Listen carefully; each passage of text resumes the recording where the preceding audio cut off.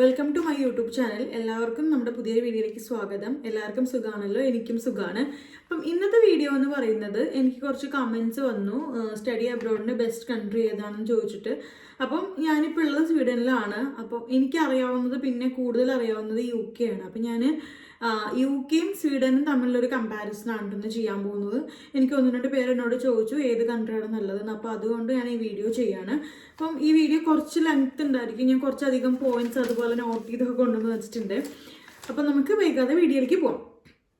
First of all UKയുടെ കേസിൽ പറയുകയാണെങ്കിൽ, നമുക്ക് ഏത് യൂണിവേഴ്സിറ്റിക്ക് ആപ്ലിക്കേഷൻ അയക്കുമ്പോഴും നമുക്ക് ആപ്ലിക്കേഷൻ ഫീസ് ഇല്ല. എക്സെപ്റ്റ് ടോപ്പ് യൂണിവേഴ്സിറ്റീസിൽ ചില യൂണിവേഴ്സിറ്റീസ്, റസൽ ഗ്രൂപ്പിലുള്ള യൂണിവേഴ്സിറ്റീസ്, അതുപോലെ ഓക്സ്ബ്രിഡ്ജിലുള്ള ചില യൂണിവേഴ്സിറ്റീസിന് മാത്രമാണ് ആപ്ലിക്കേഷൻ ഫീസ് ഉള്ളത്.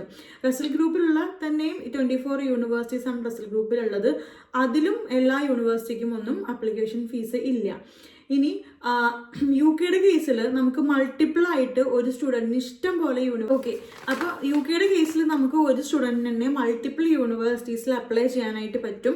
അതിന് ഒരു ലിമിറ്റും തന്നെ ഇല്ല. നമുക്ക് ഒരു യൂണിവേഴ്സിറ്റീസിൽ തന്നെ 2 കോഴ്സിനും അപ്ലൈ ചെയ്യാം.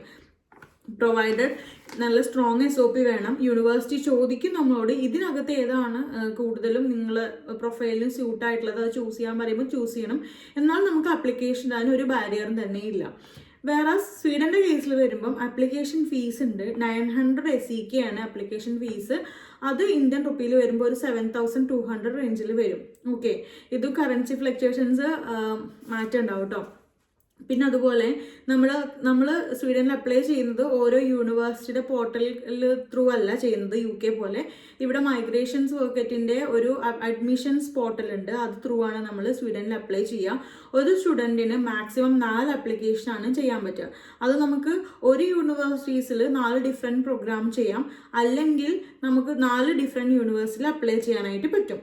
ഓക്കെ, ഇനി യൂണിവേഴ്സിറ്റിയുടെ ഇപ്പം ഓഫർ ലെറ്റർ വന്നു അല്ലെങ്കിൽ നമ്മൾ അഡ്മിറ്റഡ് ആയി എന്നുള്ള കാര്യം നമുക്ക് UKയുടെ കേസിൽ ഓരോ യൂണിവേഴ്സിറ്റിയുടെയും അവരുടെ ഓഫർ ടാഗ് പീരീഡ് എന്ന് പറയുന്നത് ഡിഫറെൻ്റ് ആണ്. ചില യൂണിവേഴ്സിറ്റീസ് 2 days, 1 week, 1 month അങ്ങനെ ടൈം ഡിഫർ ചെയ്തിട്ടെടുക്കും.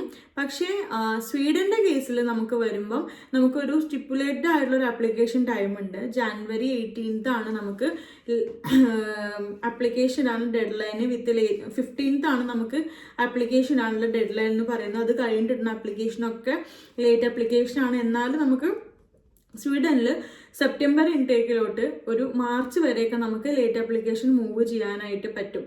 ഓക്കെ, ഇതിൻ്റെ എല്ലാം തന്നെ റിസൾട്ട് ഇപ്പം ഫെബ്രുവരി വരെ ഇടുന്നതിൻ്റെ റിസൾട്ട് March 21st കോമൺ ആയിട്ടാണ് വരുന്നത്.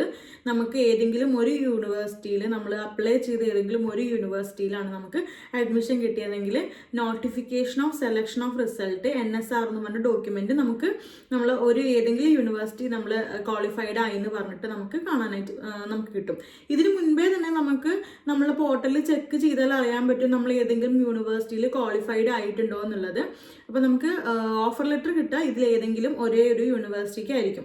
ഓക്കെ, UKയുടെ കേസിൽ അങ്ങനെയല്ല. നമ്മൾ അപ്ലൈ ചെയ്യുന്ന ഓൾമോസ്റ്റ് നമ്മൾ പ്രൊഫൈലും എൻട്രി റിക്വയർമെൻറ്റ്സും എല്ലാം ഓക്കെ ആണെങ്കിൽ എല്ലാ യൂണിവേഴ്സിറ്റിയിലും നമുക്ക് ഓഫർ ലെറ്റർ കിട്ടാനും അതുപോലെ അഡ്മിഷൻ കിട്ടാനും ആയിട്ടുള്ള ചാൻസസ് ഉണ്ട്. ഇത്രയാണ് നമ്മുടെ UKയിലെയും സ്വീഡൻ്റെ അഡ്മിഷൻസിൻ്റെ പ്രോസസ്സ് എന്ന് പറയുന്നത്. പിന്നെ ഇൻടേക്ക് ആണ്. ഇൻടേക്ക് എന്ന് പറയുന്നത് UKയുടെ കേസിൽ 3 ഇൻടേക്ക് ഉണ്ട്. ജാനുവരി, അതുപോലെ തന്നെ April, May, പിന്നെ സെപ്റ്റംബർ ഇൻടേക്ക്. അപ്പം ഇതിനകത്ത് ഏറ്റവും ചെറിയ ഇൻടേക്കാണ് mid intake, April, May intake. വളരെ കുറച്ച് യൂണിവേഴ്സിറ്റീസ് ലിമിറ്റഡ് പ്രോഗ്രാംസ് ആയിട്ട് മാത്രം റൺ ചെയ്യുന്ന ഇൻടേക്കാണ് മിഡ് ഇൻടേക്ക് എന്ന് പറയുന്നത്. ബാക്കി ജാനുവരിയും സെപ്റ്റംബറും ആണ് അവർ മേജർ ഇൻടേക്സ്. സ്വീഡൻ്റെ കേസിൽ 2 ഇൻടേക്ക് ആണുള്ളത്, ജാനുവരിയും സെപ്റ്റംബറും. അതിലും അവരുടെ മേജർ ഇൻടേക്സ് എന്ന് പറയുന്നത് സെപ്റ്റംബർ ആണ്. ജാനുവരി ഇൻടേക്കിൽ മോസ്റ്റ്ലി നമുക്ക് ബാച്ചിലേഴ്സ് പ്രോഗ്രാംസ് മാത്രമാണ് അവൈലബിൾ ആയിട്ട് ഇരിക്കുന്നത്. ഓക്കെ, ഇനി ഫീസിൻ്റെ കാര്യം വരുമ്പം സ്വീഡനിൽ നമുക്ക് മാസ്റ്റേഴ്സിന് പഠിക്കാനായിട്ടുള്ള ഫീസ് എന്ന് പറയുന്നത് നമുക്ക് ഒരു വർഷത്തെ ഫീസ്, ഒരു സെമസ്റ്ററിൻ്റെ ഫീസ് എന്ന് പറയുന്നത് നമുക്കൊരു 4.5 lakhs to 6.5 lakhs വരെയാണ് ഒരു സെമസ്റ്ററിൻ്റെ ഫീസ് വരിക. ഇനി UKയുടെ കേസിൽ നമുക്ക് ഒരു വർഷത്തെ ഫീസാണ് കാൽക്കുലേറ്റ് ചെയ്യുക. ഒരു വർഷത്തെ ഫീസ് എന്ന് പറയുമ്പോൾ നമുക്ക് 10 to 20 lakhs വരെ 25 lakhs വരെ ഫീസ് വരാം. അത് നമ്മൾ ചൂസ് ചെയ്യുന്ന യൂണിവേഴ്സിറ്റി റാങ്കിങ്ങിനെ ബേസ് ചെയ്തിട്ട് ഫീസിൽ ഡിഫറൻസ് വരാം. ഇനി സ്വീഡന്റെ കേസിൽ മാസ്റ്റേഴ്സിന് പോകുന്ന സ്റ്റുഡൻസിന് നമുക്ക് 2 ഇയർ മാസ്റ്റേഴ്സും 1 ഇയർ മാസ്റ്റേഴ്സും അവൈലബിൾ ആണ്. അതിൽ 2 വർഷവും സ്റ്റഡി തന്നെയായിരിക്കും. സ്റ്റഡി എന്ന് പറയുമ്പം സെക്കൻഡ് ഇയറിൽ നമുക്കൊരു ഇന്റേൺഷിപ്പിന് നമുക്ക് അപ്ലൈ ചെയ്യാം. അത് നമ്മുടെ തന്നെ ഒരു റെസ്പോൺസിബിലിറ്റിയാണ്. യൂണിവേഴ്സിറ്റി ഒരു തരത്തിലും നമ്മളെ അത് അങ്ങനെ ഹെൽപ്പ് ചെയ്യുകയോ കാര്യങ്ങളൊന്നും ചെയ്യില്ല. അപ്പം എൻ്റെ university to be frank 3rd സെമസ്റ്ററിൽ ഇന്റേൺഷിപ്പിന് അവർ ഹെൽപ്പ് ചെയ്യില്ല. ഇൻ കേസ് നമുക്ക് ഇന്റേൺഷിപ്പ് കിട്ടിയില്ലെങ്കിൽ നമുക്കതൊരു സബ്ജക്റ്റ് ആയിട്ട് എടുത്തിട്ട് നമുക്കത് പേപ്പറായിട്ട് എടുത്ത് പഠിച്ചാൽ മതി 3rd സെമസ്റ്ററും 4th സെമസ്റ്ററും. UK കേസിൽ എല്ലാ മാസ്റ്റേഴ്സും 1 ഇയർ ആണ് വരുന്നത്. 1 ഇയറിൻ്റെ കോഴ്സ് വരുമ്പോൾ ചില യൂണിവേഴ്സിറ്റീസ് മാത്രം 2 ഇയർ മാസ്റ്റേഴ്സ് വരും. ഈ second year masters completely placement ഓപ്ഷനാണ്. പ്ലേസ്മെന്റ് എന്ന് പറഞ്ഞെങ്കിൽ ഇതുപോലെ ഇന്റേൺഷിപ്പ് ഓപ്ഷനാണ്. അവിടെയും സ്റ്റുഡൻറ്റിൻ്റെ റെസ്പോൺസിബിലിറ്റിയാണ് ഒരു കമ്പനി കണ്ടുപിടിക്കുക, ഇന്റേൺഷിപ്പ് കണ്ടുപിടിക്കുക എന്നുള്ളത്. ഇൻ കേസ് സ്റ്റുഡൻറ്റിന് അത് കിട്ടിയില്ലെങ്കിൽ നേരെ അവർ സ്റ്റേ ബാക്കിലോട്ട് പോവുകയാണ് ചെയ്യുക. ഇവിടെയും ചില യൂണിവേഴ്സിറ്റീസ് ഇൻ കേസ് ഒരു സ്റ്റുഡൻറ്റിന് ഈ ഇന്റേൺഷിപ്പ് കണ്ടുപിടിക്കാൻ പറ്റിയില്ലെങ്കിൽ അവരൊരു പ്രൊജക്റ്റ് ആയിട്ട് കൊടുക്കും.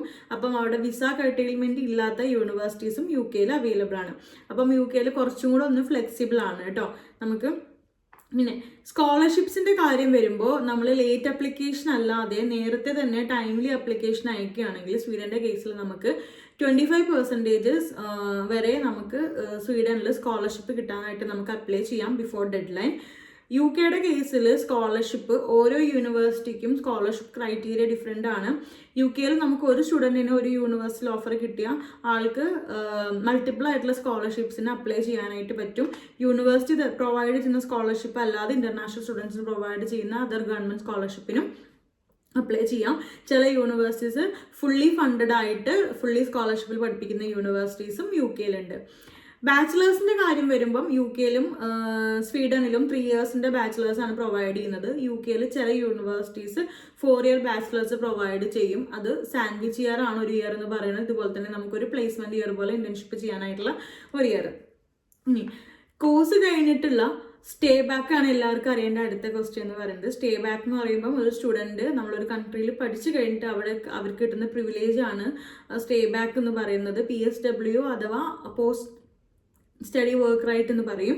അപ്പം അത് UK കേസിൽ 1 ഇയർ കോഴ്സിന് 2 ഇയേഴ്സിൻ്റെ സ്റ്റേ ബാക്ക് ആണ് കിട്ടുന്നത്. അത് എത്ര വർഷത്തെ കോഴ്സ് പഠിച്ചാലും, ബാച്ചിലേഴ്സ് പഠിച്ചാലും 2 ഇയേഴ്സിൻ്റെ കോഴ്സ് പഠിച്ചാലും എത്ര ഇയേഴ്സിൻ്റെ കോഴ്സ് പഠിച്ചാലും അവിടെ 2 ഇയേഴ്സിൻ്റെ സ്റ്റേ ബാക്ക് ആണ് കിട്ടുന്നത്. വേറെ സ്വീഡനിൽ സ്റ്റേ ബാക്ക് എന്ന് പറഞ്ഞ ഓപ്ഷൻ അല്ല, അവിടെ ജോബ് സീക്കേഴ്സ് വിസ എന്ന് പറഞ്ഞിട്ടാണ് അവർ കൊടുക്കുന്നത്. അത് 1 ഇയർ ഇല്ല, 9 months to 10 months ആണ് മാക്സിമം കിട്ടുന്നത്. ഓക്കെ, ഇനി ലിവിങ് എക്സ്പെൻസ് എല്ലാവരുടെയും ഡൗട്ടാണ്. എത്ര നമുക്ക് ഷോ മണി കാണിക്കേണ്ടി വരും, അതോ ബ്ലോക്ക്ഡ് അക്കൗണ്ട് ആണെന്നുള്ളത്. 2 കൺട്രിയിലും ഭയങ്കര ലക്ലി എന്ന് പറയാം. 2 കൺട്രിയിലും ഷോ മണിയാണ്. നമുക്ക് ആ കൺട്രിയിലത്തെ അക്കൗണ്ട് തുടങ്ങി അവിടെ ഇടേണ്ട ആവശ്യം, ബ്ലോക്ക്ഡ് അക്കൗണ്ട് ഒന്നും ആക്കേണ്ട ആവശ്യമില്ല. നമ്മുടെ നാട്ടിലെ സേവിങ്സ് അക്കൗണ്ടിൽ കാണിച്ചാൽ മതി. ഓക്കെ, അപ്പം സ്വീഡന്റെ കേസിൽ ലിവിങ് എക്സ്പെൻസ് എന്ന് പറയുന്നത് നമുക്ക് സ്റ്റുഡൻറ്റിന് വരുന്നത് 230 ആ ഒരു റേഞ്ചിലാണ് വരുന്നത് ഒരു മാസത്തേക്ക് വരുന്നത്. അപ്പോൾ നമുക്ക് 1 വർഷത്തേക്ക് എടുക്കുമ്പോൾ സ്റ്റുഡൻറ്റിൻ്റെ കേസ് ഒരു മാക്സിമം ഒരു 12 lakhs ഒക്കെ വരും ഇന്ത്യൻ റുപ്പി. ഡിപ്പെൻഡൻ്റ് ആകുമ്പോൾ നമുക്ക് ഡിപ്പെൻഡൻറ്റിന് വരുന്നത് ഒരു 5 lakhs അടുത്ത് നമുക്ക് ഡിപ്പെൻഡൻറ്റിനും കാണിക്കേണ്ടി വരും, 1 ഇയറിന് കാണിക്കണം. വേറെ നമുക്ക് UK കേസിൽ വരുന്ന സമയത്ത് ലിവിങ് എക്സ്പെൻസ് എന്ന് പറയുന്നത് 2 ആയിട്ട് കാറ്റഗറൈസ് ചെയ്തിട്ടുണ്ട്. നമ്മൾ ചൂസ് ചെയ്യുന്ന യൂണിവേഴ്സിറ്റി ലണ്ടൻ സിറ്റിക്ക് അകത്താണെങ്കിൽ, നമ്മൾ ലണ്ടൻ ക്യാപിറ്റൽ സിറ്റിക്ക് അകത്താണെങ്കിൽ, ഇൻസൈഡ് ലണ്ടൻ ആണെങ്കിൽ അവിടുത്തെ ലിവിങ് എക്സ്പെൻസ് ഒരു വർഷത്തേക്ക് വരുന്നത് 13,347 GBP ആണ്, വിച്ച് ഇസ് അപ്രോക്സിമേറ്റ്ലി 14 lakhs വരും. ദെൻ പിന്നെ വരുന്നത് നമ്മൾ ലണ്ടൻ്റെ വെളിയിലാണ് പഠിക്കുന്നതെങ്കിൽ നമുക്ക് വരുന്നത് 10,224 ആണ് വരുന്നത്. അതൊരു 10,50,000 ആ റേഞ്ചിൽ നമുക്ക് വരും. ഇത് കൂടാതെ ഡിപ്പെൻഡൻസിന് നമുക്ക് കാണിക്കുന്ന ലിവിങ് എക്സ്പെൻസ് 845 പെർ മന്ത് ആണ് കാണിക്കേണ്ടത്, GBP പെർ മന്ത് ആണ്. അത് നമ്മൾ ഇയർലി കാണിക്കുമ്പം 7,605 വരും ഡിപ്പെൻഡൻറ്റിന് ഇന്നർ ലണ്ടനിൽ. ഔട്ടർ ലണ്ടനിലാകുമ്പോൾ 6,120 വരും നമുക്ക് ഔട്ടർ ലണ്ടനിലാകുമ്പോൾ ഡിപ്പെൻഡൻറ്റ് കാണിക്കേണ്ടത്. അപ്പം ഇത് നമുക്ക് GBP കൺവേർട്ട് ചെയ്യുമ്പം ഇൻസൈഡ് ലണ്ടനിൽ നമുക്കൊരു 8 lakhs അടുത്ത് 8.5 lakhs വരും. ഔട്ട്സൈഡ് ലണ്ടൻ ആകുമ്പോൾ നമുക്കൊരു 7 lakhs അടുത്ത് നമുക്ക് ഡിപ്പെൻഡൻറ്റിന് ലിവിങ് എക്സ്പെൻസ് കാണിക്കേണ്ടി വരും. അപ്പോൾ ഇത്രയാണ് UK കേസിലും സ്വീഡൻ്റെ കേസിലും എമൗണ്ട് കാണിക്കേണ്ടത്. ഇത് കറൻസി റേറ്റിനനുസരിച്ച് ഫ്ലക്ച്വേഷൻസ് വരാം കേട്ടോ. ഇനി ലിവിങ് എക്സ്പെൻസിൻ്റെ മെച്യൂരിറ്റി പീരീഡ് സ്വീഡൻ്റെ കേസിൽ നമുക്ക് 1 day മെച്യൂരിറ്റി ആണെങ്കിൽ നമുക്ക് കാണിക്കാം, സ്റ്റേറ്റ്മെൻറ്റ് എടുത്ത് കാണിക്കാം, നമുക്ക് വിസ സബ്മിറ്റ് ചെയ്യാം, ഒരു പ്രശ്നമില്ല. ഇൻ കേസ് നമ്മുടെ വിസ ഓഫീസർ കേസ് എടുത്തതിന് ശേഷം ബാങ്ക് സ്റ്റേറ്റ്മെൻറ്റ് ഒന്നുകൂടെ സബ്മിറ്റ് ചെയ്യാൻ പറയുകയാണെങ്കിൽ നമ്മൾ ഒന്നുകൂടെ ഫണ്ടിട്ട് കാണിക്കേണ്ടി വരും. കാരണം ഇവർ നമ്മൾ ചെക്ക് ചെയ്തിട്ട് ചിലപ്പം ചില കേസിൽ റയർസ്റ്റ് കേസിൽ അവർ ചോദിക്കും ഒന്നുകൂടെ നിങ്ങൾക്ക് കാരണം നമ്മൾ വിസ അപ്ലൈ ചെയ്ത് അപ്പോഴേ തന്നെ അവരൊന്നും നമ്മുടെ കേസ് എടുക്കില്ലല്ലോ, ഓപ്പൺ ചെയ്യില്ലല്ലോ. ഇപ്പോൾ ഓപ്പൺ ചെയ്യുക ചിലപ്പം 1 week 1 month കഴിഞ്ഞിട്ടായിരിക്കും. അപ്പോൾ അത് കഴിയുമ്പോൾ അവർ ഒന്നും കൂടെ സ്റ്റേറ്റ്മെൻറ്റ് എടുക്കാൻ പറയാം. അപ്പോൾ ഒന്നുകൂടെ ഫണ്ടിട്ട് കാണിച്ചാൽ മതി, പ്രശ്നമില്ല. വെറസ് UK കേസിൽ നമ്മുടെ ലിവിങ് എക്സ്പെൻസ് നമ്മുടെ സേവിങ്സ് അക്കൗണ്ടിലാണെങ്കിൽ സേവിങ്സോ FD ആണെങ്കിൽ മിനിമം 28 days എന്ന് വെച്ചാൽ 28 ദിവസം 1 monthന്റെ മെച്യൂരിറ്റി എന്താണെങ്കിലും വേണം. 28 ദിവസം സ്റ്റേറ്റ്മെൻറ്റ് നമ്മൾ കംപ്ലീറ്റ് സ്റ്റേറ്റ്മെൻറ്റ് എടുക്കുമ്പോൾ 28 days നമ്മൾ ആ ഫണ്ട് അതിനകത്ത് കിടക്കണം. എഡ്യൂക്കേഷൻ ലോണിൻ്റെ കേസിലാണെങ്കിൽ നമുക്ക് ഡേറ്റ് മെച്യൂരിറ്റിയുടെ ആവശ്യമില്ല. ഇപ്പോൾ ഇന്ന് എടുത്തിട്ട് നാളെ വേണമെങ്കിൽ നമുക്ക് വിസ ഫയൽ ചെയ്യാനായിട്ട് പറ്റും. ഇനി ഈ 2 ഫണ്ടും കാണിക്കേണ്ടത് നമ്മൾ ഇപ്പം സ്വീഡൻ്റെ കേസാണെങ്കിലും UK കേസാണെങ്കിലും ഏത് കൺട്രിയുടെ കേസാണെങ്കിലും കാണിക്കുമ്പം നാഷണലൈസ്ഡ് ബാങ്ക് അല്ലെങ്കിൽ പ്രൈവറ്റൈസ്ഡ് ബാങ്ക്സിൽ തന്നെ കാണിക്കുക, ഷെഡ്യൂൾഡ് ബാങ്ക്സിൽ തന്നെ കാണിക്കാനായിട്ട് നോക്കുക. അതല്ലാതെ കോപ്പറേറ്റീവ് ബാങ്ക്, അതുപോലെ തന്നെ KSFE, Muthoot, non banking financial associations ഉണ്ടാവില്ല, ഓർഗനൈസേഷൻസ് ഉണ്ടാവില്ലേ, അവിടെ ഒന്നും നിങ്ങൾ കാണിക്കാതിരിക്കുക. ഷെഡ്യൂൾഡ് ബാങ്കിൽ തന്നെ നിങ്ങൾ ഫണ്ട് കാണിക്കാനായിട്ട് നോക്കുക. ഓക്കെ, ഇനി വരുന്നത് വിസ ഫീസാണ്. വിസ ഫീസ് സ്വീഡൻ്റെ കേസിൽ വരുന്നത് €90 ആണ് വരുന്നത്. അത് നമുക്കൊരു 9,000-നും 10,000-ന്റെ ഉള്ളിൽ നിൽക്കും ഒരാൾക്ക് വരുന്നത്. വേറെ UK വരുമ്പം നമുക്ക് 490 GBP ആണ് നോർമൽ വിസയ്ക്ക് വെക്കാനായിട്ട് വരുന്നത്. അപ്പം അതൊരു 50,000 54,000-ന്റെ 55,000-ന്റെ അടുത്ത് ഉണ്ടായിരിക്കും വിസ ഫീസ് എന്ന് പറയുന്നത്. ഓക്കെ, ഇത് വിസ ഫീസൊക്കെ ഡിപ്പെൻഡൻസിനും സ്പൗസ് അതുപോലെ തന്നെ കിഡ്സ് ഒക്കെ ഉണ്ടെങ്കിലും സ്റ്റുഡൻറ്റിനും സെയിം തന്നെ ആയിരിക്കും കേട്ടോ, അതിൽ ചേഞ്ചസ് ഒന്നും വരില്ല. ഇനി നമുക്ക് വിസ വയ്ക്കുന്ന സമയത്ത് നമുക്ക് സ്വീഡൻ്റെ കേസിൽ വിസ ഫീസ് മാത്രം പേ ചെയ്താൽ മതി. പക്ഷേ നമ്മൾ UK കേസിൽ നമ്മുടെ വിസ ഫീസും പേ ചെയ്യണം. അതുപോലെ തന്നെ IHS ഉണ്ടായിരിക്കും. IHS എന്ന് പറഞ്ഞെങ്കിൽ ഇമിഗ്രേഷൻസ് ഹെൽത്ത് സർചാർജ് ആണ്, നമ്മളുടെ ഇൻഷുറൻസ് ആണ്. അവിടെ പോയിട്ടുള്ള നമ്മുടെ ട്രീറ്റ്മെൻറ്റ് എല്ലാം തന്നെ ഫ്രീ ആയിരിക്കും UK പോയിട്ട്, എക്സെപ്റ്റ് ഒപ്തമോളജിസ്റ്റിൻ്റെയും ഡെൻറ്റിസ്റ്റിൻ്റെയും ട്രീറ്റ്മെൻറ്റ്. അപ്പം അതിന് നമ്മൾ IHS നമ്മൾ പേ ചെയ്യണം, അത് ഇവിടെ തന്നെ പേ ചെയ്യണം. അത് നമ്മൾ പേ ചെയ്യുന്നത് നമ്മുടെ കോഴ്സ് ഓഫർ ലെറ്റർ എത്ര ഇയറിൻ്റെ ഡ്യൂറേഷൻ ആണോ അത്രയും ഇയറിൻ്റെ നമ്മൾ ഇവിടെ തന്നെ പേ ചെയ്തിട്ട് പോകണം. അപ്പം നമ്മൾ അത് വരുന്നത് 776 GBP ആണ്, വിച്ച് ഇസ് അപ്രോക്സിമേറ്റ്ലി ഒരു 80,000 വരും ഒരാൾക്ക് ഒരു ഇയറിന്. അപ്പം 2 yearsൻ്റെ കോഴ്സ് എടുത്ത് പോകുന്ന ആൾ നമ്മളത് 2 yearsൻ്റെ കാണിക്കണം, 3 years നമ്മൾ 3 yearsൻ്റെ കാണിക്കണം. അതിനൊരു സെപ്പറേറ്റ് സ്ലാബ് തന്നെ ഉണ്ട് കേട്ടോ. ഇത് നമ്മൾ ഡിപ്പെൻഡൻറ്റിനും കിഡ്സിനും മസ്റ്റായിട്ടും ഈ ഇൻഷുറൻസ് കാണിക്കണം.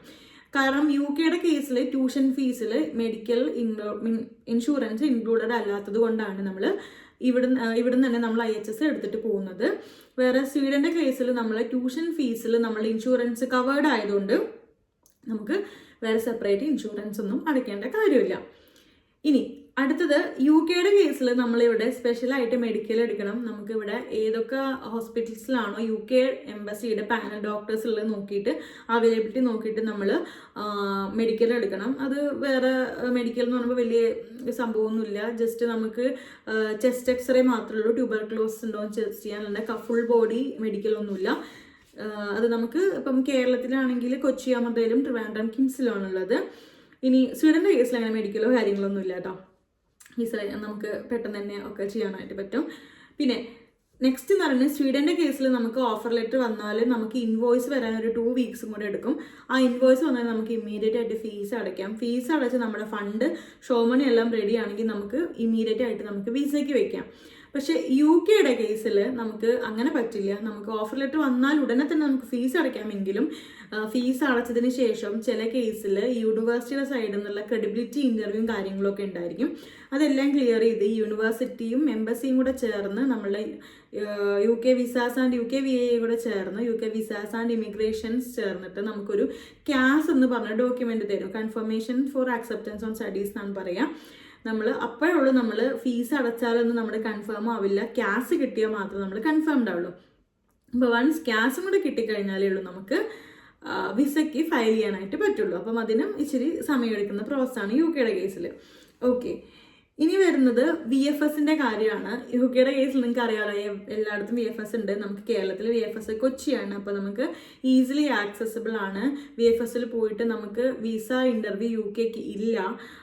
അവിടെ നമുക്ക് ജസ്റ്റ് നമ്മളുടെ ബയോമെട്രിക്സ്, നമ്മളുടെ ഫിംഗർ പ്രിൻറ്റ് സ്കാനിങ്ങും റെറ്റിന സ്കാനിങ്ങും മാത്രമേ ഉള്ളൂ. പിന്നെ നമ്മുടെ ഡോക്യുമെൻറ്റ്സ് വെരിഫൈ ചെയ്യൽ മാത്രമേ ഉള്ളൂ. VFS കൊച്ചിയിൽ നമുക്ക് പോകാനായിട്ട് പറ്റും. ഇല്ലെങ്കിൽ നമുക്ക് സൗത്ത് ഇന്ത്യയിൽ അവൈലബിൾ ആയിട്ടുള്ള ചെന്നൈ, ബാംഗ്ലൂരൊക്കെ നമുക്ക് സൗത്ത് ഇന്ത്യയിൽ അവൈലബിൾ ആണ്. പക്ഷേ സ്വീഡൻ്റെ കേസിൽ ഇന്ത്യയിൽ ആക്കൂടെ ഒരു VFS നമുക്ക് എംബസി ഉള്ളൂ. അത് നമ്മൾ ഡൽഹിയിലാണ്. ഡൽഹിയിൽ തന്നെ നമ്മൾ പ്രയറായിട്ട് ബുക്ക് ചെയ്തിട്ട് നമ്മൾ പോകണം. അത് നമുക്ക് മെയിൽ വന്നതിന് ശേഷമാണ് നമ്മൾ പ്രയറായിട്ട് ബുക്കിംഗ് എടുക്കുക. ബുക്കിംഗ് എടുത്തതിന് ശേഷം നമ്മൾ പോവുകയാണ് ചെയ്യുന്നത്. ഓക്കെ, ഇനി അടുത്തത് വരുന്നത് നമ്മളെ സ്വീഡൻ്റെ നമ്മളെ ഇന്ത്യയിൽ ട്രാവലിംഗ് ഡിസ്റ്റൻസ് ആണ് വരുന്നത്. സ്വീഡനിലേക്ക് വരുമ്പോൾ നമുക്ക് ത്രൂ ഫ്ലൈറ്റ്സ് അങ്ങനെ കിട്ടാറില്ല. അങ്ങനെ വരുമ്പോൾ ഒരു 9 hours ഒക്കെ ഉള്ളൂ എന്നാണ് പറയുന്നത്. ബട്ട് നമ്മളൊക്കെ വന്നപ്പോൾ ഒരു 14 hours മുകളിലായി. UK കേസിൽ ഒരു 9.5 hours ഒക്കെ ഉണ്ടെങ്കിൽ നമുക്ക് ത്രൂ ഫ്ലൈറ്റ് നമുക്ക് കൊച്ചിയിൽ നിന്നൊക്കെ തന്നെ ലണ്ടൻ ഹീത്രോ ഫ്ലൈറ്റ്സ് ഒക്കെ അവൈലബിൾ ആണ്. അപ്പം അങ്ങനെ നമുക്ക് ട്രാവൽ ചെയ്യാനായിട്ട് പറ്റും. ടൈം ഡിഫറൻസിൻ്റെ കാര്യം പറയുമ്പം നമ്മൾ UK ടൈം ഗ്രീനിച്ച് മീൻ ടൈമാണ്, GMT എന്ന് പറയും. അത് നമ്മുടെ നാട്ടിലേക്കാളും 3.5 hours ആണ് അവർ കൂടുതലായിട്ടുമുള്ളത്. പക്ഷേ സ്വീഡൻ്റെ കേസിൽ നമ്മൾ ടൈം സോൺ എന്ന് പറയുന്നത് CET ആണ്. CET എന്ന് പറയുമ്പോൾ GMT + 1 hour ആണ്. അപ്പം അവിടെ 3.5 hours ആണെങ്കിൽ നമ്മളിവിടെ 4.5 hours നമ്മൾ ബാക്കിലാണ് കേട്ടോ. നമ്മൾ ബിഹൈൻഡാണ്, ഇന്ത്യയുടെ ബിഹൈൻഡാണ് നമ്മൾ. ഓക്കെ, അല്ലെങ്കിൽ ഇന്ത്യ നമ്മുടെ 4.5 hours എഹെഡാണ്. ഓക്കെ, ഇനി ക്ലൈമറ്റ് എന്ന് പറയുന്നത് സ്വീഡനിൽ അങ്ങനെ ഹ്യൂമിഡിറ്റി ഇല്ല. കമ്പാരിറ്റീവ്ലി UK കമ്പയർ ചെയ്യുമ്പം ഹ്യൂമിഡിറ്റി കുറവാണ്. പക്ഷേ UK സ്നോഫോളും കാര്യങ്ങളുണ്ട്, സ്വീഡനിലും ഉണ്ട്. പക്ഷേ സ്വീഡൻ്റെ അത്ര തണവ് UK ഇല്ല എന്നാണ് എൻ്റെ ഒരു അറിവ്. അതുപോലെ സ്വീഡനിലുള്ള അത്ര ഹ്യൂമിഡിറ്റി വല്ലാതെ ഹ്യൂമിഡിറ്റി എന്നല്ല പറയുന്നത്. ഹ്യൂമിഡിറ്റി നമുക്ക് സ്വീഡനിൽ ഈവൻ ഇപ്പം സമ്മർ ആണെങ്കിലും ഉണ്ടാവില്ല കേട്ടോ. നെക്സ്റ്റ് വരുന്നത് ലാംഗ്വേജ് ആണ്. ഒബ്വിയസ്ലി സ്വീഡൻ ഒരു സ്വീഡിഷ് സ്പീക്കിംഗ് കൺട്രിയാണ്, not an English speaking country. അപ്പം അതുകൊണ്ട് തന്നെ ഇവിടുത്തെ most of the jobs are required to speak English. Whereas UK എന്ന് പറയുന്നത് ഒരു ഇംഗ്ലീഷ് സ്പീക്കിംഗ് കൺട്രിയാണ്. അവിടെ ഇംഗ്ലീഷ് മാത്രം ഉണ്ടെങ്കിൽ നമുക്ക് ജോബ് കിട്ടാനും സർവൈവ് ചെയ്യാനൊക്കെ ഈസിയാണ്. അപ്പം ഒന്നുകൂടെ നമുക്ക് ജോബ് മാർക്കറ്റിലൊക്കെ നമുക്കിപ്പോൾ ഈവൻ പാർട്ട് ടൈമോ ഫുൾ ടൈമോ വാട്ട് എവർ ഇറ്റ് ഈസ് നമുക്ക് ഗ്രാബ് ചെയ്യാനായിട്ട് കുറച്ചും കൂടെ ഈസി എനിക്ക് ഫീൽ ചെയ്യുന്നത് UK ആണ് കേട്ടോ. നെക്സ്റ്റ് വൺ എന്ന് പറയുന്നത് നമുക്ക് ഡിപ്പെൻഡൻറ്റ് ഫ്രണ്ട്ലി ആണ്. ഇപ്പം 2 കൺട്രി ആണെങ്കിലും ഇപ്പം UK ആണെങ്കിലും സ്വീഡൻ ആണെങ്കിലും ഡിപ്പെൻഡൻറ്റ് ഫ്രണ്ട്ലി ആണ്. പക്ഷേ അതിൽ മാസ്റ്റേഴ്സിന് ഡിപ്പെൻഡ് ഫ്രണ്ട്ലി സ്വീഡൻ ആണ് ഇപ്പോൾ ഉള്ളൂ. വേറെ നമുക്ക് UK ഡിപ്പെൻഡിന് ഇപ്പോൾ കൊണ്ടുപോകാൻ പറ്റുന്ന കോഴ്സസ് എന്ന് പറയുന്നത് മാസ്റ്റേഴ്സിന് റിസർച്ച് പ്രോഗ്രാംസിന് കൊണ്ടുപോകാം, DBA ഡോക്ടർ ഓഫ് ബിസിനസ് അഡ്മിനിസ്ട്രേഷന് കൊണ്ടുപോകാം. അതുപോലെ തന്നെ നമുക്ക് PhD പ്രോഗ്രാംസിന് നമുക്ക് നമ്മൾ ഡിപ്പെൻഡൻസിനെ കൊണ്ടുപോകാം. PhD പ്രോഗ്രാംസിന് പോകുമ്പം UK കേസിൽ നമുക്ക് 2 years സ്റ്റേ ബാക്ക് എന്നുള്ളത് 3 years ആയിട്ട് കിട്ടും. വേറെ PhD നമ്മൾ സ്വീഡനിൽ ചെയ്യാവുമ്പോൾ നമുക്കതൊരു വർക്ക് വിസ പോലെയാണ്. അപ്പം നമുക്ക് PhDക്ക് സാലറി കിട്ടുന്ന അല്ലെങ്കിൽ അതിൻ്റെ സ്റ്റൈപ്പൻഡ് എന്ന് പറയുന്നത് ഇവിടുത്തെ സാലറി ത്രെഷോൾഡിന് ഒരു ബാധകമല്ലാത്തതുകൊണ്ട് നമുക്കിവിടെ വർക്ക് പെർമിറ്റ് പോലെയാണ് നിൽക്കുക. 4 years ആണ് വരുന്നത്. അത് നമുക്ക് വർക്ക് പെർമിറ്റിലോട്ടാണ് നിൽക്കുക. PhD 4 years കഴിയുമ്പോൾ നമുക്ക് ഡയറക്റ്റ് PRന് ഇവിടെ അപ്ലൈ ചെയ്യാനായിട്ട് പറ്റും. അപ്പം UK കമ്പയർ ചെയ്ത് നോക്കുമ്പം സ്വീഡൻ ഇങ്ങനെ 4 years നമ്മൾ വർക്ക് വിസയിൽ നിന്ന് കഴിഞ്ഞാൽ ആസ് ഇഫ് നൗ ഇതുവരത്തെ റൂൾ പ്രകാരം 4 years നമ്മൾ വർക്ക് വിസയിൽ നിന്ന് നമ്മൾ ടാക്സ് പേയേഴ്സ് ആയി കഴിഞ്ഞാൽ നമുക്ക് ഡയറക്റ്റ് PRന് അപ്ലൈ ചെയ്യാനായിട്ട് പറ്റും. UK കേസിൽ നമ്മൾ സ്റ്റേ ബാക്ക് നമ്മളെ കോഴ്സ് കഴിഞ്ഞ് നമ്മളൊരു 5 to 8 years നമ്മൾ UK വർക്ക് ചെയ്താലാണ് നമുക്ക് PRന് അപ്ലൈ ചെയ്യാനായിട്ട് പറ്റുള്ളൂ. ഓക്കെ, ഇനി മെയിൻ അട്രാക്ഷൻ സ്വീഡനിൽ വരുന്നതെന്ന് പറഞ്ഞാൽ എല്ലാവരുടെ അട്രാക്ഷൻ ഷെങ്കൻ വിസയാണ് കിട്ടുക. എന്ന് വെച്ചാൽ നമുക്ക് ഷെങ്കൻ കൺട്രിയിലുള്ള 29 കൺട്രീസ് നമുക്ക് വിത്തൗട്ട് നമുക്ക് ഈ ഒരു വിസ വെച്ച് നമുക്ക് ട്രാവൽ ചെയ്യാം. അപ്പം നമുക്ക് ഇവിടുന്ന് ഗോതൻബർഗിൽ നിന്ന് ട്രെയിൻസ് ഉണ്ട്. നമുക്ക് ഡെൻമാർക്ക്, നോർവേ ഇതൊക്കെ നമുക്ക് ഇവിടുന്ന് 3.5 hours 4 hours ഒക്കെ ഡിഫറൻസേ ഉള്ളൂ. ഫ്രാൻസ്, ജർമ്മനി അങ്ങനെ നമ്മളുടെ ഇഷ്ടമുള്ള എല്ലാ കൺട്രിയിലേക്കും നമുക്ക് ട്രാവൽ ചെയ്യാനായിട്ട് പറ്റും. നമുക്ക് ബൈ ട്രെയിനോ ബൈ റോഡോ എങ്ങനെ ട്രാവൽ ചെയ്യാം. പക്ഷേ UK കേസിൽ നമുക്ക് ഷെങ്കൻ വിസ എന്നുള്ള UK വിസ മാത്രമാണ് കിട്ടുന്നത്. അപ്പോൾ നമുക്ക് എന്താ പറയുക UK മാത്രമേ നമുക്ക് നിൽക്കാനായിട്ട് പറ്റുള്ളൂ. പിന്നെ നിങ്ങൾക്ക് UK കേസിൽ വരുമ്പം നിങ്ങൾ പാസ്പോർട്ട് എല്ലാം ഹോൾഡ് ചെയ്ത് പാസ്പോർട്ടിനകത്താണ് വിസ പ്രിന്റ് ചെയ്ത് വരിക. സ്വീഡൻ്റെ കേസിൽ അങ്ങനെയല്ല. പാസ്പോർട്ട് അവർ നമ്മളത് വെരിഫൈ ചെയ്യാൻ മാത്രമേ ഉള്ളൂ. എംബസി പോകുമ്പോൾ നമുക്ക് തിരിച്ചു തരും. അതിനുശേഷം നമ്മുടെ RP കാർഡ്, നമ്മൾക്ക് റെസിഡൻസ് പെർമിറ്റ് കാർഡ്, നമ്മുടെ നാട്ടിൽ നിന്ന് തന്നെ നമുക്ക് റെസിഡൻസ് പെർമിറ്റ് കാർഡ് കിട്ടും. അതാണ് നമ്മുടെ വിസ എന്ന് പറയുന്നത്. അത് വെച്ചിട്ടാണ് നമ്മൾ ഇങ്ങോട്ടേക്ക് ട്രാവൽ ചെയ്ത് വരിക കേട്ടോ. പക്ഷേ UK കേസിൽ നമ്മൾ biometric residence permit BRP card കിട്ടുന്നത് വൺസ് നിങ്ങൾ UK റീച്ച് ആയതിനു ശേഷം നിങ്ങൾ നിയർ ബൈ ഉള്ള പോസ്റ്റ് ഓഫീസിലോ അല്ലെങ്കിൽ യൂണിവേഴ്സിറ്റിയിലോ അപ്ലൈ ചെയ്യുമ്പോഴാണ് നിങ്ങളുടെ യൂണിവേഴ്സിറ്റിയിൽ അപ്ലൈ ചെയ്യുമ്പോഴാണ് നിങ്ങൾക്ക് BRP കാർഡ് കിട്ടുന്നത്. ഓക്കെ, അപ്പം ഇത്രയാണ് ഞാൻ കുറച്ച് നോട്ട് ചെയ്ത് വെച്ചിട്ടുള്ളൂ. അപ്പം ഇത്രയാണ് എനിക്ക് പെട്ടെന്ന് ഓർമ്മ വന്നിട്ടുള്ള കുറച്ച് ഡിഫറൻസസ് എന്ന് പറയുന്നത്. അപ്പം നിങ്ങൾ ചോദിക്കും ഇതിനകത്ത് ബെസ്റ്റ് കൺട്രി ഏതാണെന്നുള്ളത്. 2 കൺട്രികളും യൂണിവേഴ്സിറ്റീസിലാണ് നമുക്ക് മാസ്റ്റേഴ്സും അല്ലെങ്കിൽ ബാച്ചിലേഴ്സും പ്രൊവൈഡ് ചെയ്യുന്നത്. കോളേജസിലോ ഇൻസ്റ്റിറ്റ്യൂഷൻസിലോ അല്ല. അത് വലിയൊരു കാര്യമാണ്. പിന്നെ നിങ്ങളുടെ കൺവീനിയൻസ് അനുസരിച്ചിട്ട് നിങ്ങളുടെ ഫിനാൻഷ്യൽ ബാക്ക്ഗ്രൗണ്ട്, ഫിനാൻഷ്യൽ കണ്ടീഷൻസ് എല്ലാം അനുസരിച്ചിട്ട് നിങ്ങൾക്ക് ജോബ് എങ്ങനെ വേണം, പെട്ടെന്ന് ജോബ് കിട്ടണം, അങ്ങനെയൊക്കെ നോക്കിയിട്ടൊക്കെയാണ് നിങ്ങൾക്ക് ലാംഗ്വേജ് അതെല്ലാ ബാരിയേഴ്സ് നിങ്ങൾ ഒന്ന് പഠിച്ചതിന് ശേഷം മാത്രം ഏതൊരു കൺട്രി ആണെങ്കിലും നിങ്ങൾ ചൂസ് ചെയ്യുക. അപ്പം 2 കൺട്രിക്കും അതിൻ്റേതായിട്ടുള്ള അഡ്വാൻറ്റേജസും ഉണ്ട്, അതുപോലെ തന്നെ ഡ്രോബാക്സും ഉണ്ട്. അപ്പോൾ നിങ്ങൾ അതൊന്ന് കമ്പയർ ചെയ്തിട്ട് അതിനെ വെച്ചിട്ട് നിൽക്കാം. പിന്നെ സ്വീഡൻ്റെ കേസിൽ നമുക്ക് വർക്ക് പെർമിറ്റ് കിട്ടാൻ സ്പെഷ്യൽ സാലറി ത്രെഷോൾഡ് ഉണ്ട്. അത് നമ്മൾ മീറ്റ് ചെയ്താൽ മാത്രമേ നമുക്ക് വർക്ക് പെർമിറ്റിന് അപ്ലൈ ചെയ്യാനായിട്ട് പറ്റുള്ളൂ. UK കേസിൽ നമുക്ക് ഉണ്ട്, പക്ഷേ ഇവിടുത്തെ പോലെ അത്ര ഒരു ഹ്യൂജ് എമൗണ്ട് അല്ല അവിടെ അവർ പറയുന്നത്. അപ്പം അത് കുറച്ചും കൂടെ ഒന്ന് ഫ്ലെക്സിബിൾ ആണ് നമുക്ക് വർക്ക് പെർമിറ്റിലോട്ട് മാറാനായിട്ട്. പക്ഷെ ഇവിടെ നമുക്ക് വർക്ക് പെർമിറ്റിലോട്ട് മാറാനായിട്ട് കുറച്ച് ബുദ്ധിമുട്ടാണ്. ഇനി എനിക്ക് തോന്നിയ കുറച്ച് ഇത് പറയുമ്പോൾ പാർട്ട് ടൈം ജോബ്സ് കിട്ടാൻ UK കമ്പാരിറ്റീവ്ലി സ്വീഡനേക്കാളും കുറച്ചും കൂടി ഈസി ആണെന്ന് ഞാൻ കേട്ടിട്ടുണ്ട്. സിൻസ് അതൊരു ഇംഗ്ലീഷ് സ്പീക്കിംഗ് കൺട്രി ആയതുകൊണ്ട്. പക്ഷേ ഇവിടെ നമ്മളൊരു പാർട്ട് ടൈം ജോബിന് അപ്ലൈ ചെയ്യുകയാണെങ്കിൽ പോലും നമുക്കിവർ ഇപ്പോൾ ലാംഗ്വേജസ് ചോദിക്കുന്നുണ്ട്. ഓക്കെ, പിന്നെ കൺട്രി വൈസ് 2 കൺട്രി നല്ല കൺട്രിയാണ്. ട്രാൻസ്പോർട്ടേഷനും കാര്യങ്ങളൊക്കെ ഏകദേശം ട്രാം, ട്യൂബ്സ്, അതുപോലെ തന്നെ ട്രെയിൻ, മെട്രോ ഇതൊക്കെ തന്നെയാണ് ഇവിടെയും. UK ബസ് സർവീസും ഇതൊക്കെ തന്നെയാണുള്ളത് കേട്ടോ. അപ്പം ഇന്നത്തെ വീഡിയോ ഇത്രയേ ഉള്ളൂ. എല്ലാവർക്കും വീഡിയോ ഇഷ്ടപ്പെട്ടെന്ന് വിചാരിക്കുന്നു. ഇത് കുറച്ച് വലിയ വീഡിയോ ആയിപ്പോയി എന്ന് എനിക്കറിയാം. അപ്പം എല്ലാവരും സ്കിപ്പ് ചെയ്യാതെ തന്നെ കാണാനായിട്ട് നോക്കുക. അപ്പം എന്തെങ്കിലും ഡൗട്ട്സ് ഉണ്ടെങ്കിൽ, ഞാൻ പറഞ്ഞതിൽ ഡൗട്ട്സ് ഉണ്ടെങ്കിൽ നിങ്ങൾക്ക് താഴെ വന്നിട്ട് കമൻറ്റ് ചെയ്യാം. അതല്ലെങ്കിൽ നിങ്ങൾക്ക് ഇൻസ്റ്റാഗ്രാമിൽ എനിക്ക് മെസ്സേജ് ഇട്ടാൽ മതി. അപ്പം ഞാൻ റിപ്ലൈ ചെയ്യാം. അപ്പം ഇന്നത്തേക്ക് അത്രയേ ഉള്ളൂ. എല്ലാവർക്കും ഈ വീഡിയോ ഇഷ്ടമായെന്ന് കരുതുന്നു. ഇഷ്ടമായെങ്കിൽ ലൈക്ക് ചെയ്യുക, ഷെയർ ചെയ്യുക, സബ്സ്ക്രൈബ് ചെയ്യുക, സപ്പോർട്ട് ചെയ്യുക. അപ്പം മറ്റൊരു വീഡിയോയിൽ കാണാം. ബൈ.